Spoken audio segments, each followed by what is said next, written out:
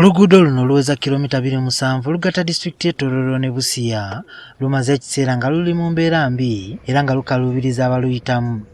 Luno lutambuza mmotoka ezisukka mu 8 kyokka nga lukendeeza ku buwanvu bw'oluguudo wakati wa Tororo ne Busia.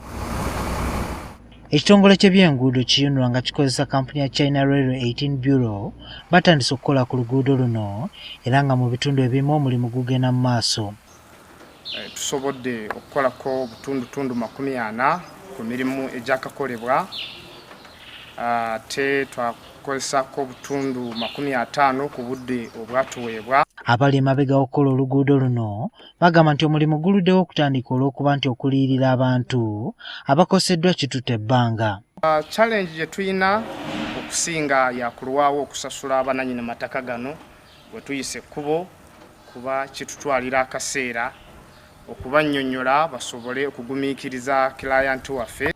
Luno nga luwedde lusuubirwa okutambuzibwako ebirime by'abantu. Bya mugaso nnyo ky'amaanyi nnyo olw'okuba ebintu bivaliza biyita kuno biva Soroti biyita kuno kugende Busia.